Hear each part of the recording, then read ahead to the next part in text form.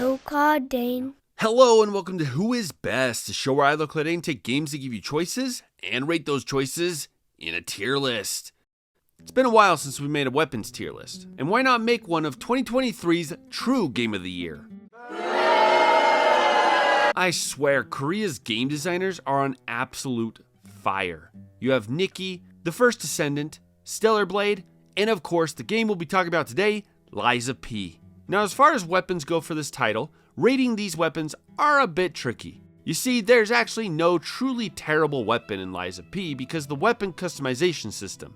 In LIP, you can break down every weapon, minus boss weapons, into handles and blades. You can then combine handles and blades into a custom weapon of your choice. The handles determine moveset, stat scaling, and the secondary Fable art, which is a special ability you can use when you have enough energy. The blade determines the attack and guard stat, primary Fable art, shape, and reach, as well as the weight of your weapon, which can affect speed. In today's list, I'm going to try and rate each weapon as is, while also considering its potential for weapon combinations. If a weapon has a terrible blade, but an amazing handle, it could still rate higher than a mid-blade and mid-handle combination. Another note, boss weapons cannot be broken down and thus are made specifically to be strong as is. This makes them some of the best weapons in the game. During your playthrough, after defeating a boss, you'll have the option to turn their ergo or soul into either a weapon or an amulet that boosts specific stats and abilities. This makes boss weapons tricky because there are some that aren't worth making due to the amulet available. On top of this, most boss weapons beat out standard weapons, but not some weapon combinations. So if they appear lower on the list, that will usually be why.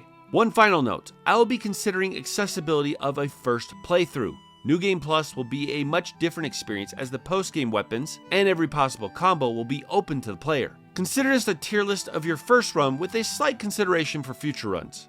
And hey, while I have your attention, why don't you hit that subscribe button and click the link in the description to see our perks for Patreon members. Also, stick around to the end for a bonus list. The tier. Proof of Humanity is one of the better weapons in the game. It's not the best by any means, but it's high up there. It has a wonky moveset and is pretty slow, but extremely powerful. Why it fell on the tier is that it's obtained from the final boss in the game, making it an exclusive New Game Plus weapon. Upon researching this tier list, I found out that Golden Light can actually be obtained in your first playthrough if you follow specific requirements. That being said, it's still just an okay weapon. Its Fable arts suck, and with the existence of the DLC weapon, there's just no real reason to ever use it. The low tier. The Carcass Crystal Axe is a great choice for an advanced build, that is at the end of the game. Its moveset is good and it melts human enemies, but unfortunately you get it a little too late to make a difference. The Great Sword of Fate is the worst of the three starting weapons. It has a good poking moveset and a decent Fable art, but its damage is just okay, and towards mid-game, almost every hilt and blade will outpace it. The Military Shovel is a gimmick weapon for the most part. The blade is all but useless, but the handle does come with one of the longest reaches in Lies of P, for 15 seconds. Stick the bone-cutting saw blade on this, and, at least for a few seconds, you'll have the longest range in the game. Unfortunately, as soon as the buff wears off, you're back to having just a basic weapon. With the right handles and amulets, the Spear of Honor can become a decent greatsword. It does well with sweeping damage and has a decent Fable art. Unfortunately, this weapon is dependent on so many other factors to make it viable. Post-patch, the Acidic Great Curved Sword could actually land higher on this list. It has one of the fastest greatsword movesets and its Fable art is great for guarding against attacks. The issue is that it has terrible range, and if you're going for an acid build, better to use the Acidic Crystal Spear instead. The Cursed Knight Halberd is acquired in the endgame, and aside from being a decent poke and slash weapon, might as well be forgotten. The Fire Axe has a disappointing lack of fire to it. It's also one of the most basic weapons you'll find. It's mainly used for a hit and run strat while abusing stagger on bosses. Alright, we're going to split the mid tier into two parts, so let's start with the lower mid tier. The City Longspear just barely made it into the lower mid tier due to its handle's quick moveset and optimal crit ability. Spamming R2 will lead to the obliteration of some enemies, especially if you have either a spear or dagger blade connected to it. The Etiquette by itself is one of the weakest weapons in the game, but given the Arm of God and certain amulets that buff pokes, the Etiquette can be transformed into the cheesiest weapon in the game. Hide behind your shield and poke is the strat here. Unfortunately, the amulet you receive from the boss's ergo is much better than the etiquette, meaning there really is no reason to use it. The Tyrant's Murderer's Dagger is the second best critting dagger in the game. It has a wicked fast moveset, and if buffed with the crit amulets and grindstones, it will dish out some impressive damage. The Master Chef Knife, paired with a blade like the Black Steel Cutter, Bone Saw Blade, or Live Puppet Axe, becomes a wicked fast slashing machine. If its charge attack was a lunge instead of a swing, it might have landed higher. If you can figure out the moveset, the exploding pickaxe handle can be one of the best in the game given the right blade. It has a solid heavy attack and its fable art has incredible reach. That being said, there are better options that take less time to master. The Noblesse Oblige is the single best strength weapon in the game. Its attacks hit like a truck and have insanely fast animations for a heavy weapon. On top of all that, it can also stagger enemies faster than any other weapon. Unfortunately, you'll really only use this to beat the final boss, as the second to last boss in the game drops it. When starting out, one of the safest choices is the Puppet Saber. This weapon is as standard gets. You could use it throughout your entire playthrough, though it will quickly fall behind the mid and late game weapons. Aside from that though, it's a great choice for any newcomer. The Pistol Rock Drill's moveset is stubbornly linear. This is a thrusting weapon if there ever was one. If you're up against the right enemy, then this will be no problem. The drill will obliterate them. But if an enemy's moveset doesn't complement this attack type, you're going to struggle. The drill's handle pairs best with elemental daggers. The Blind Man's Spear is unique among other weapons, as all of its attacks have block and parry frames. This means that with exact timing, you can both block and attack at the same time. Pair that with the handle's fable art, and you have one of the best countering weapons in the game. The final member of the lower mid tier is the Clock Sword. This weapon's blade and handle are incredibly versatile. Neither will make it to an endgame build, but both are useful in their own right. La Vendetta is the worst weapon in the Overture DLC, but still a viable weapon when considering the entire game. It has a powerful fable art that requires exact timing, but if pulled off, it can hit for tons of damage. Also, its handle can be combined with other blades for some devastating combos, like the Pinwheel Blade. Unfortunately, it's slow and there are better fable arts. Let's move on to the upper mid tier. Ark's Guardian is a standard electric weapon found in the DLC. It's not bad by any means, but doesn't really push the needle. Its electric damage works great against puppets, and its fable art can be used to interrupt enemy attacks. The Acidic Crystal Spear is really the only acid weapon worth using, and it's good. The blade is pretty much built to counter human enemies, as they're weak to both piercing and acid. Its handle is great for an advanced build, as swapping the Acid Crystal, Salamander Blade, and Electric Coil on it will give you an elemental advantage no matter where you go. And speaking of, the Electric Coil Stick is one of the best early game weapons available. It works for both an advanced or strength build. It's heavy, so it can stagger enemies, and against puppets, its electric element shreds through them. If combined with the Krat baton handle in the early game, nothing stands a chance. The circular electric saw becomes a great replacement for the electric coil later on in your playthrough. Ditch the handle as soon as you get it though. Its moveset is absolute garbage, but slapped on a short-range, fast handle like the curved sword handle or Master Chef handle, and buffed with electricity, and the electric saw obliterates puppets and bosses alike. The Puppet of the Future's Welder is a fantastic crowd control weapon, specializing in fire damage. Due to its handle being advanced, the options for customization are limited, and if the enemy is resistant to fire, then this thing's going to struggle, but overall, it's still a solid choice for your playthrough. An upgrade to the Master Chef handle is the Bramble Curved Sword handle. This thing's moveset is fast and impenetrable. Unlike the Master Chef handle, it has both relentless swings and boosted reach, making it incredibly viable with blades like the Saw Blade or Big Pipe Wrench. Speaking of the wrench, the Big Pipe Wrench combined with the baton handle can make for an incredible strength build in the mid game. Its reach sucks, but its damage and stagger are off the charts at this point in the game. The Coil Molineer and even the Live Puppet Axe will easily replace it, but both those weapons are acquired later, making this a solid mid-game choice. Although the Lorenzini Bolt is slow, it actually has a crazy ranged moveset that lets you close the distance between you and the enemies, or stagger them from afar. Unfortunately, when it comes to standard attacks, the Bolt is a little lackluster, meaning that the bulk of this weapon's usefulness comes from its fable art. The Frozen Feast has potential to be one of the higher damaging greatswords in the game. Overall though, you'd probably want to just use the 7-coil Spring Sword instead. The Frozen Feast moveset is one of the hardest to master in the entire game. On top of that, the casing mechanic just ends up being a bothersome mechanic that takes more than it gives, but if mastered, a player could dish out some impressive damage with this bad boy. The Silent Evangelist's mace corrects a mistake in the base game. It's an acid type weapon that is worth using. It can be buffed with grindstones, has high damage, a forward dash, and its Fable art cost is low. Unfortunately, it doesn't scale with advanced, and its elemental effectiveness can be situationally useful. The Maniac's Pinwheel Blade is probably the coolest looking weapon to come out of the DLC. It's also one of the better ones as well. Its handle has a surprisingly fast moveset, and the blade hits hard for damage and stagger potential. Its moveset is perfect for crowd control with wide sweeps and insane Fable art damage.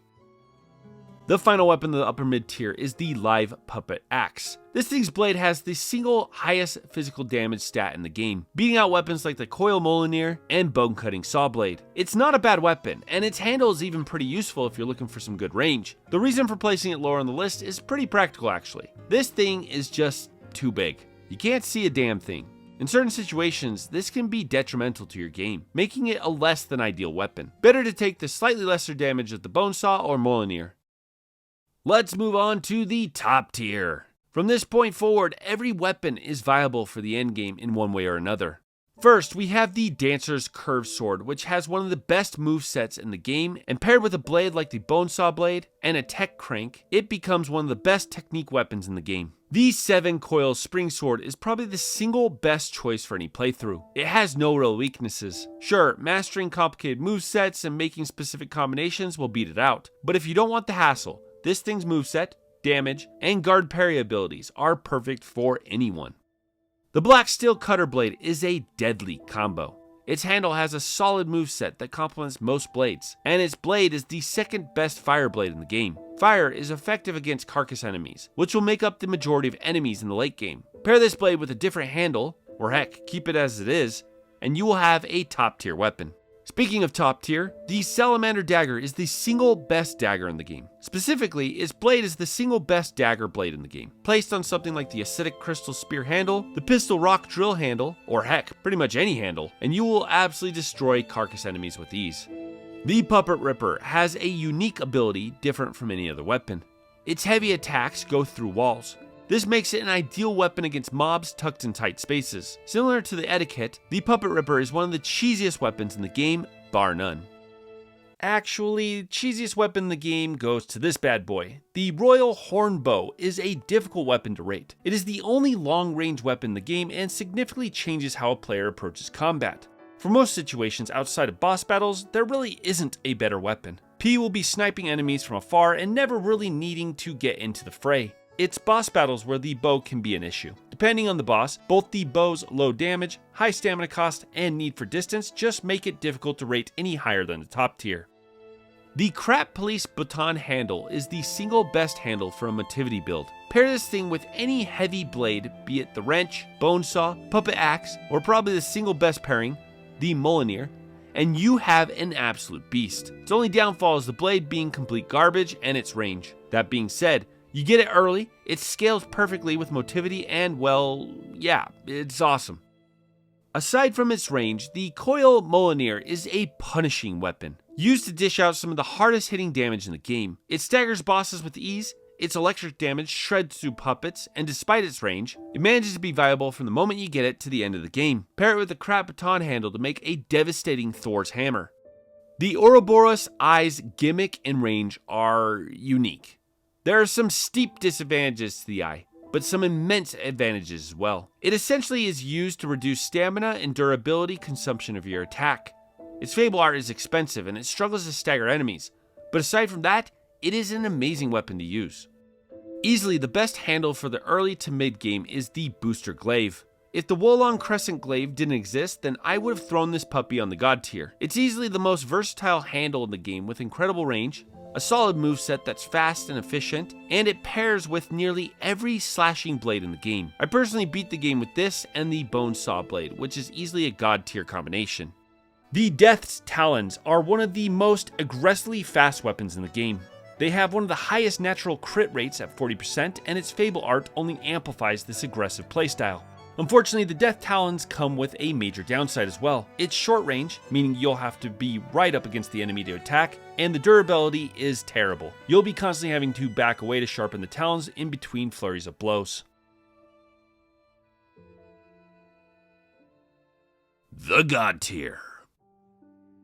The second best weapon in the Overture DLC and first on the God Tier is the Pale Knight. The Pale Knight is pretty much Squall's Gunblade. It delivers both devastating close range damage as well as ranged attacks that make it one of the most versatile boss weapons in the game.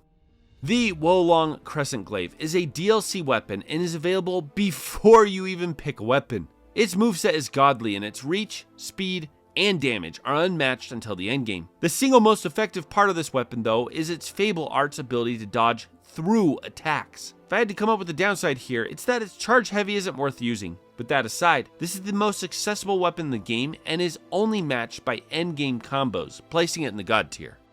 The Wintry Rapier is the single best starting weapon in the game. Just by itself, this thing is insane. The stamina consumption on the Rapier is nearly zero, making it easy to hit the enemy dozens of times, and still have the stamina to dodge away from retaliation. On top of stamina consumption, the recovery after a swing is a millisecond, which makes this the fastest blade in the game. The damage isn't high, but an aggressive player who makes their own openings will easily make up for the lag of individual hit damage. All in all, like the Wolong Glaive, this weapon is both accessible and effective throughout.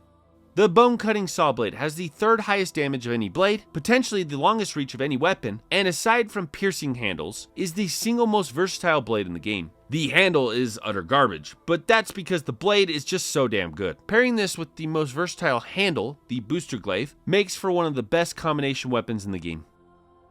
Although Monad's Rose Sword is the final weapon in the DLC and can only be unlocked after beating its final boss, that still leaves you with 2 chapters to absolutely wall up anything in this game. The iframes and damage in this weapon's Fable art are unheard of, and once acquired, it simply makes you unkillable. Sure, its normal damage is below average and you have to build up Fable, but this is easily the single best Fable art in Lies of P.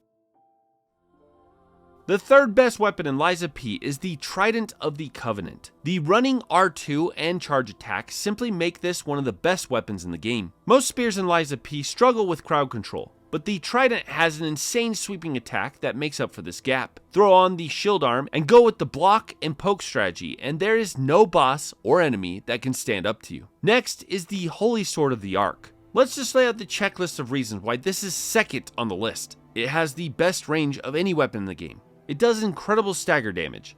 It's the fastest greatsword. Its Fable art is amazing, and it does both God tier damage to bosses while also being useful for crowd control. Holy Sword of the Ark has absolutely no weaknesses whatsoever.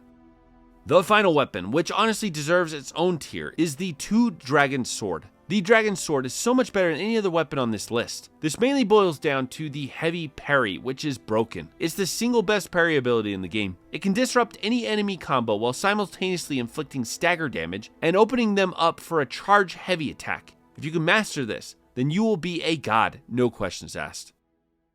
And that's our list. Let me know your favorite weapon combos in the comments section. Thank you to all my Patreon members for their support, and if you would like to request your own list as well as get early access to videos and an entire library of exclusive content, click on the link below and join the Pro Tier today. Be sure to like, share, and subscribe, and I'll see you all later. Bonus round. Coolest weapons in Lies of P, go. Number 10, the Electric Coil Stick. Number 9, Holy Sword of the Ark. Number 8, Puppet Ripper. Number 7, Circular Electric Chainsaw. Number 6, Pistol Rock Drill. Number 5, Big Pipe Wrench. Number 4, 7 Coil Spring Sword. Number 3, Bone Cutting Saw. Number 2, the Booster Glaive.